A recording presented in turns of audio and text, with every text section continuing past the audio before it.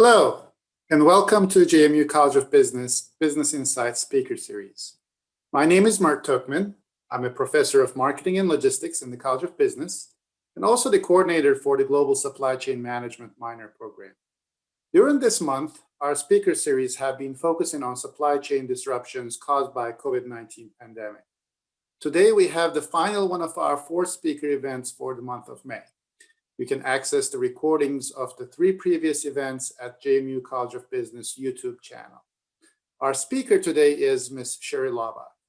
Shari has more than 30 years of manufacturing experience in research, quality, internal and external operations, logistics, and ERP implementations. Shari is a dedicated and accomplished supply chain expert, often consulted for challenging enterprise-to-enterprise site integration projects. As a leader in digital transformation, she ensures that supply to patients is never disrupted by providing close to real-time collaborative information sharing between Merck and its partners through various digital solutions, allowing for faster decision-making through more accurate and timelier inventory. Shari is a double Duke with a Bachelor of Science in Biology in 1985 and an MBA in 2006 from JMU. Shari currently serves as a highly valued member of JMU Global Supply Chain Management Executive Advisory Board. Before we start Shari's presentation, I'd like to remind the audience that we will take live questions after the presentation, and you can use the Q&A function at the bottom of your screen to submit your questions. Well, Shari, the stage is yours now. We can start your talk. Very happy to be here today. I always love anything that I get to do with JMU as a alumni or being part of the Supply Chain Management Advisory Board, and being part of this group is always special to me. JMU is very special to me. So let me kick it off then by saying I've been with Merck for 30 years now. And for those of you on the call who may not be local to the Harrisonburg area and be familiar with the local plant site, we are a global company, and we are responsible for the drugs that you see on the screen right now. Those Keytruda, the MMR vaccine, which has been around for 50 years basically, and of course Gardasil, which is one of our, along with Keytruda, one of our top drugs, and Gardasil is the vaccine that is helping to eliminate ovarian cancer. So we are very proud of these drugs in our supply chain. We did make an attempt, Merck made an attempt at the COVID vaccine, and we were found to, our product was found to be less efficient. So we pulled that production back last fall, and we started looking at the therapeutic drugs for COVID, and we are glad that those are still in production for us. Those are looking very, very promising, and we will be getting those out of the supply chain and onto the drugstore shelves very, very quickly. So that is the current Merck production that we have for the COVID vaccine. But I'm sure you guys may or may not have heard that one of our partnerships right now, and it's actually a subcontracting relationship that we have with Johnson & Johnson to help them produce the COVID-19 vaccine. So if any of you guys have taken the J&J shot, then you are helping Merck as well with our product. So, okay, so today I'm going to talk a little bit about what happened a year ago that was such a impact to manufacturing for pharmaceuticals. And I'm going to tell you about this particular drug because it's a good example of what can happen with an when a drug becomes extremely critical out of the blue. And that is exactly what happened with rocuronium bromide. This is a neuromuscular blocker, which is used in conjunction with other products, but especially when a person is being put on a ventilator, because it relaxes the airway and allows tracheal intubation to occur. And so, of course, it became so critical and so important when, you know, no one knew how many ventilators were going to need to be used. Was this going to be, you know, the route of this virus? Was it going to be that everyone ended up on a ventilator? No one knew. So this drug was just, you know, of utmost importance for hospitalization. So there are probably about 7 or 8 manufacturers, I think, of rocuronium bromide. Merck is one of them. We produce it under the brand named Esmeron, but it's also under its generic name as well. So then what happened? Well, we had a perfect storm of so many things happening that impacted this drug. And I'm sure it was similar for a lot of other drugs. This is such a good example.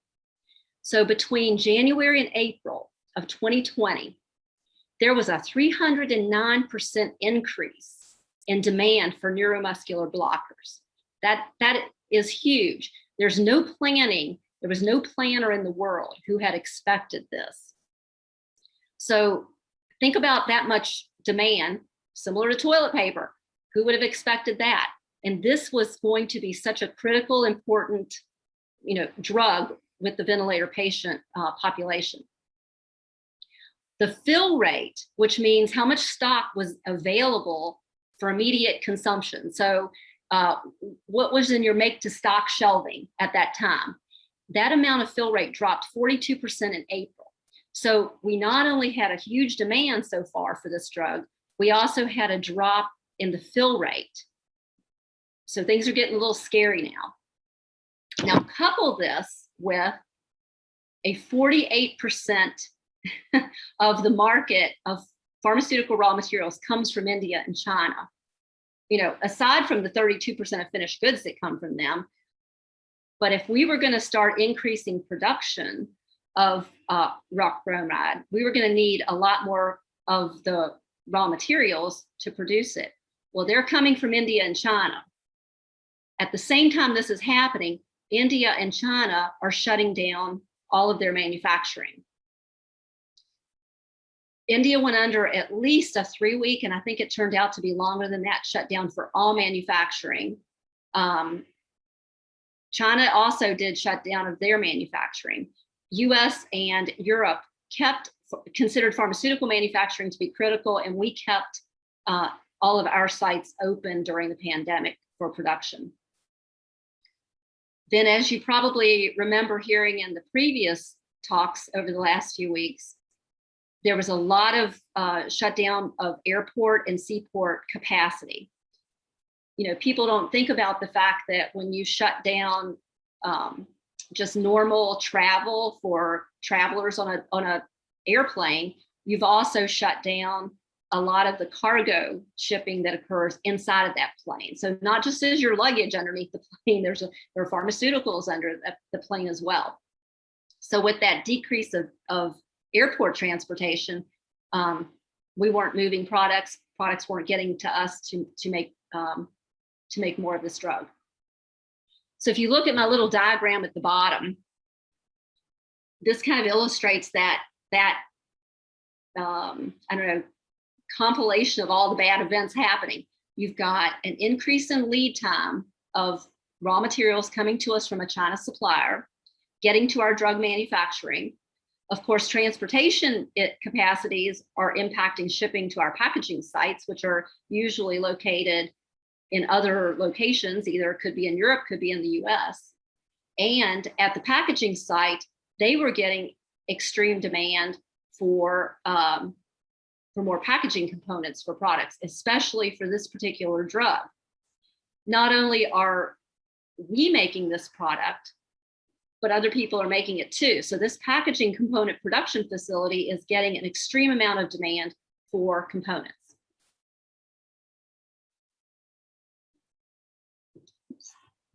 So on top of that, you know who we're always having to obey by, and that's the FDA or any of these other regulatory agencies that exist. So these are some of them on your screen. Everybody's familiar with the FDA, but there's also Health Canada, MHRA for the UK. European Medicines Agency manages all of the regulatory filing applications and quality testing, labeling information, all of that in Europe. I haven't even put on here all of the Asian ones that exist that all have to coordinate. This will come into play here in a second when you see how important this becomes. So think about now, we have not only a packaging shortage, we have the drug shortage, we have packaging shortage for this, we have regulatory agencies who have to be involved if there's any type of deviation that occurs. So between June and July, the FDA did make a special allowance because, and of all things, it was the vial caps that were not available.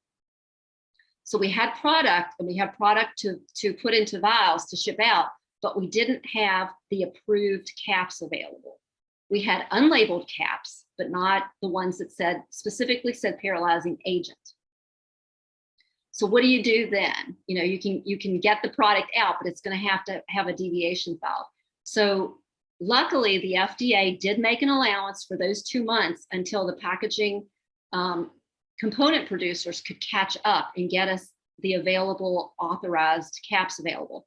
So what do you do when this happens? Are you just allowed to put a cap on and send it out? Well, there had to be a lot of steps taken during this deviation when it got to the healthcare workers so that they understood I'm dealing with a package that looks different to me than typical, especially something this critical and this used improperly could be detrimental. So, and I won't go through all the steps that are on here, but those were the activities that if you do this and if you deviate just from those 2 words missing off of the vial cap, then all of these steps have to occur. So, and this happened and we were able to do it, and we were able to make sure that packaging occurred for the product that we did have ready to go. The second thing that happened with this drug was Canada ran out. Canada was a lot shorter than the US was of this product. So now you're involving 2 regulatory agencies that have to coordinate. Typically, if we want to sell product or move product to a market that we don't usually have it in, it takes months, sometimes years of filing to get it approved. But because of this, and because of this needing to happen so quickly, the FDA and the Minister of Health for Canada were able to allow the US product to be moved into Canada and used there. So of course, you know, there were a lot of concerns around, okay, what are the differences? What does it look like?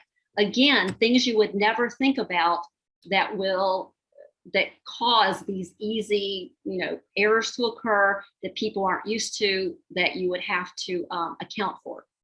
So for example, just to show you, again, back to the vials. In the US, you know, we still had the issue with the non-printed labels. Were they in black ink? Was it written in black ink? Was it on the yellow cap? Was the vial cap a different color? So those were the things that had to be accounted for, and that the Canadian government had to explain to their healthcare workers, this is going to look new to you, but you know, this is what we have to use now. So think about also in Canada, a lot of the healthcare workers don't speak English. The Canadian labels are typically in 2 languages, both English and French. In the US, for US distribution only, we only put English on the labels. So that was a change in procedure from what the healthcare workers were used to seeing. So this was huge. This was huge for the Canadian healthcare minister to approve and allow into their country, knowing this is number one, it's a critical drug, but if used improperly, this could be extremely detrimental.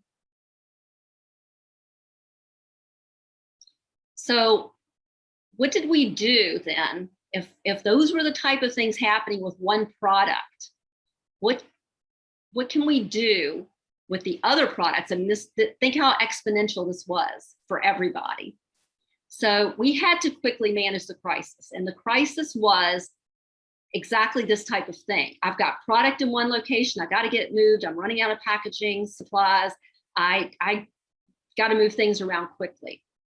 So things don't typically move fast in the pharmaceutical industry. I'll tell you that. After 30 years, we consider ourselves dinosaurs sometimes for how slow we move.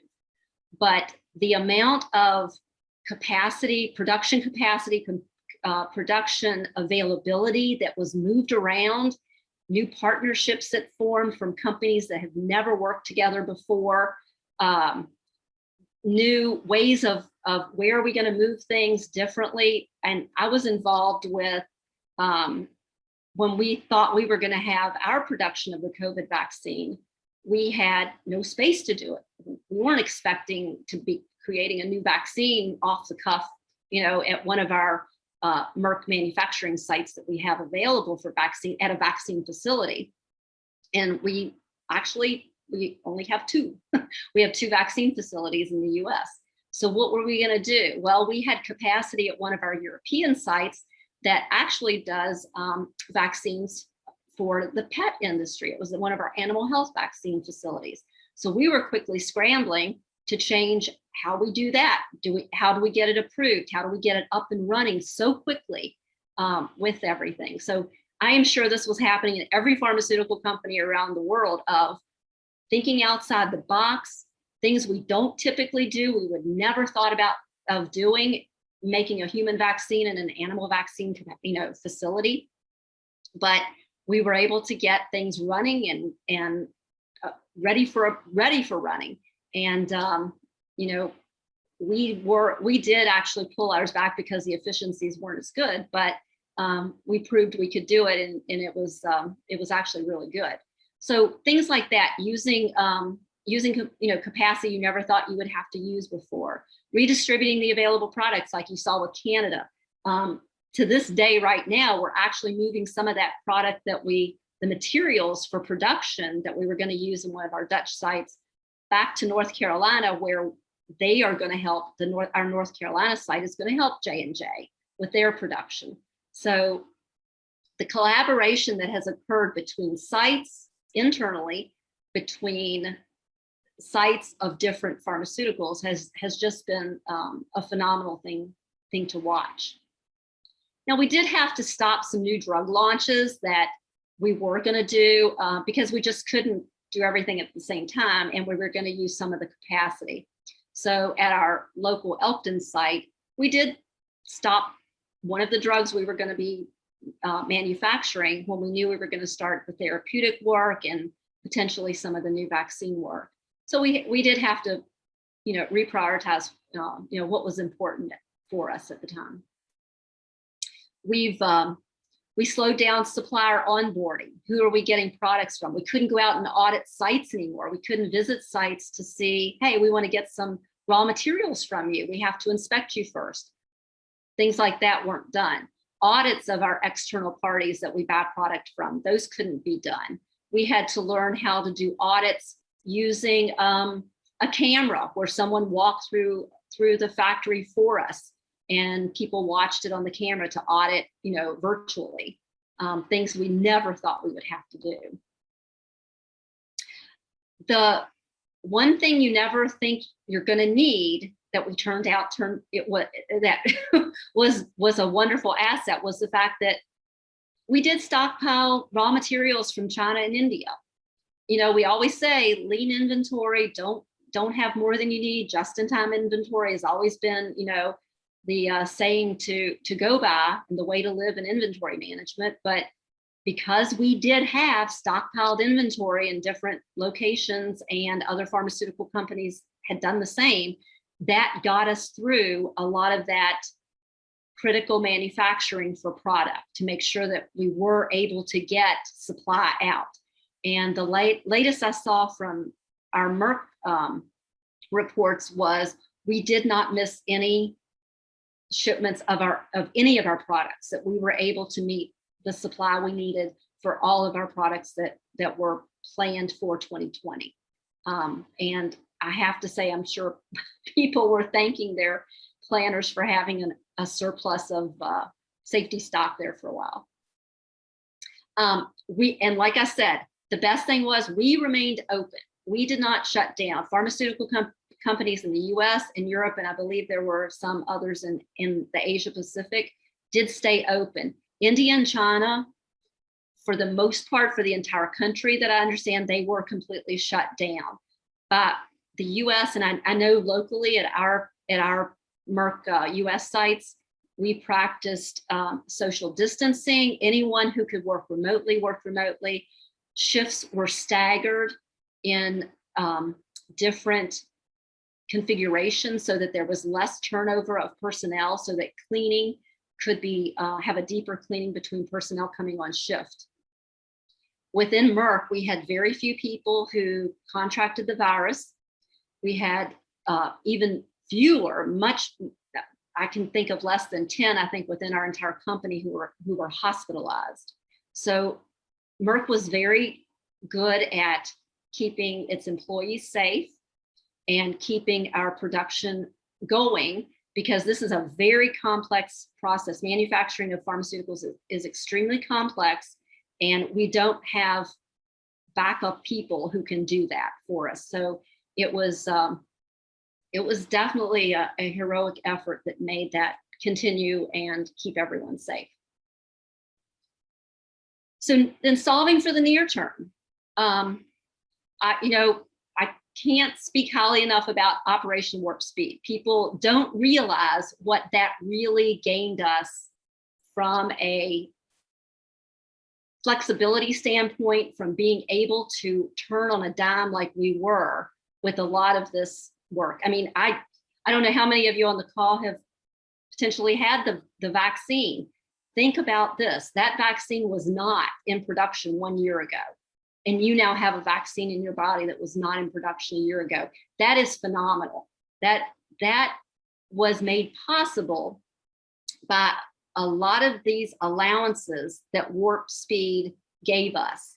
It not only provided that, I guess, cutting through the red tape. Think back again to that slide that I showed you with all of the regulatory approvals that usually have to occur, but we were able to simultaneously do things in stages. And that's a lot of what holds up a production of a new product, is the scale up and how you have to move it through all of these stages. Well, we were able to do them in parallel this time, which is unfortunately why, for example, at the Elkton site, when we thought we were going to do the COVID vaccine, we were already scaling up for production when it was pulled because of efficiencies. That's okay. I mean, we typically wouldn't do that because that was expensive to do, but it was a good way so that, as we knew, when it got the go ahead and had it been deemed a perfect candidate to move forward, like Pfizer's and Moderna's was, and J&J's, we would have been ready to run. And that's what made it happen faster. And that's what we typically don't have the luxury of. So we were able to do things in parallel. We were also, luckily, able to have, instead of private protocol development for these new drugs, they were overseen by the government. So everything was consistently managed, and it was more, I guess, holistically managed or more standardized in how it was managed. That's way faster. And oddly enough, that was how they were able to get things through a lot quicker. The other thing too, if you think about in 2019, we didn't have anything on our project list or any of our financial funding to do anything related to COVID, much less a new vaccine. So there was no money, there would have been no money available to have quickly turned over and been as flexible in getting new production lines set up, personnel to be hired, or anything like that, had there not been government funding. And that made the money quickly available for pharmaceutical companies. And that was a huge part of being able to quickly make things happen. And then, of course, probably one of the best things was this military grade logistics piece that helped us get the vaccines out. And I don't know if you guys are aware, but Moderna and Pfizer's vaccines are at, I want to say, I think it's minus 40 degrees C storage. That's very hard to manage moving it. That is a very difficult, very, very just logistically hard process to follow when you have a cold chain that is that low. So being able to have that plan separately, that we didn't have to figure out how that was going to happen, was a huge part of being able then just to move ahead with getting the drug up to speed and out the door. So then planning for the future, what does that look like? I will bet you a lot of manufacturers, not just pharmaceuticals, are looking at their risk management programs and lessons learned from everything that happened during this. I think we learned we can do things a lot quicker, that we have a lot more flexibility than we previously had. And I'm hoping that the things that Warp Speed uncovered in the bureaucracy of some of the paperwork can go away, and we can continue with some of that parallel work. You know, we can't do all of it, but some of the parallel work would be really good to be able to do and get drugs to the market faster. I know you heard on the other speaker series the idea of diversifying your sourcing, eliminating China and potentially India as much as possible as a source of supply. That's extremely difficult to do. I know we've talked about it. We do not just have them as a single source of supply. But again, the cost of pharmaceuticals is really difficult to manage as is without having a lot of your raw material supply come from those countries. There's a lot of environmental laws that are a lot stricter in the US and in Europe that produce the chemicals and the products that we have to bring, that we have to use for some of the manufacturing. So that's very difficult to achieve, but people are looking at that, and we're trying very much to make that possible. Again, like I said, getting your risk management programs more hardy is a key to this as well. I am part of a supplier digitization program at Merck, and part of what we want to do is, if you can see your supply chain in your laptop and you know where your inventory is sitting as fast as possible, as quickly as possible, then that's going to help you plan for your supply and capacity. Where am I short vials? Where am I short, labeled caps? Where can I move them from? Do I have extra inventory sitting over here that I can move from my Dutch plant and move it to my North Carolina plant so that I can keep them going and I can feed that system better? So having a really good up-to-date ERP system is important. I work with SAP a lot. Having other interfaces that connect you to external parties so that we have a better collaboration and we all know where the inventory sits is just so much more. We now see the value of it more than we ever did. And that's hugely important.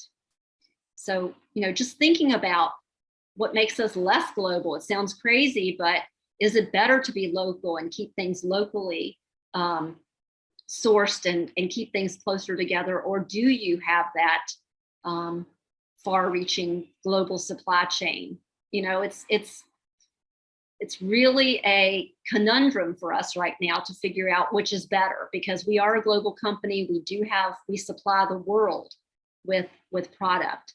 So trying to think about those maybe smaller networks of supply chains would be a less risky approach to the future. So it's we definitely have learned a lot. It was an incredible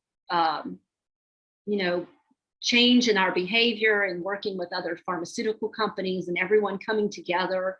It's actually been a really unique experience for someone in manufacturing to see how this all played out.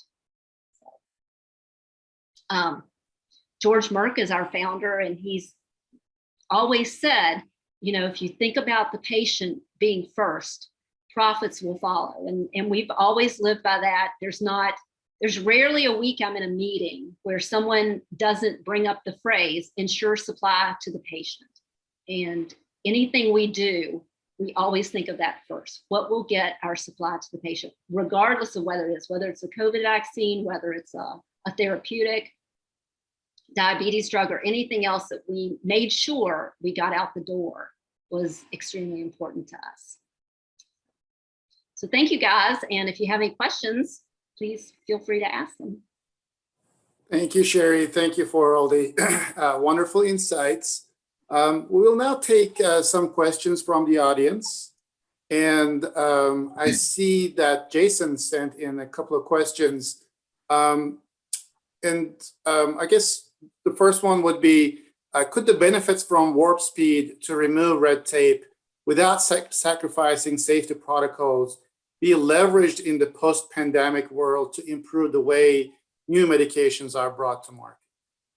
Yeah, so we are definitely hoping we can continue that. You know, there is the trade-off of we don't want to get too far into a product before we do have to pull it back. So I think we're going to just reevaluate how far can we get in our parallel operation. I know we don't want to set up a manufacturing production line, a packaging line, and get too far ahead if it doesn't look like that's going to pan out. So hopefully we will be able to get a better evaluation of our potential candidates earlier and use that opportunity to then fast track some of these that are you know, the definite potentials. So yes, we're hoping to keep that momentum going. Excellent. And then one other one is about predictive analytics, and then, you know, how much of a role it plays in your decision making to stockpile inventory, or was that more of a gut leadership decision based on what was happening globally instead of analytics? So we do identify what are called key critical components. We do identify those early and have the idea of if there was, you know, in the past, it's always been, well, if there was a tsunami and we couldn't get this product, where's our other sources for it? And I believe in this case, the unusual thing was people had them stockpiled inadvertently. It was a cheap raw material. Some of the raw materials were very cheap and they were easy to store, so they happened to be sitting there. Now, as far as the way we typically optimize safety stock is through our ERP systems. So there you have to, I guess it would be balance the idea of what do you now look at? You know, do we ever plan for another global pandemic, or do we let the ERP system optimize it for us? And I have a feeling people are never going to let go of that hands-on approach to maybe tweaking it a little bit and allowing a little more safety stock than usual. From a leadership perspective, I haven't heard it mentioned in the higher senior leadership ranks of, are we going to change our safety stock? Again, that comes down to capacity. Where can you store it? Do you have enough room to do it in? So it's going to be interesting moving forward to see how fast we're going to be able to move stock as we need it and where it's going to be. Well, thank you so much, Shari, for making the time to speak to our audience today. Your experience and insights on the pharmaceutical industry supply chain, they're truly invaluable. As we close our series of events today, we thank you again, Shari, and everyone else that participated. We truly hope that you enjoyed and learned a little bit about the supply chain challenges that COVID-19 presented to us. So we appreciate everyone, and bye, everybody. Thank you.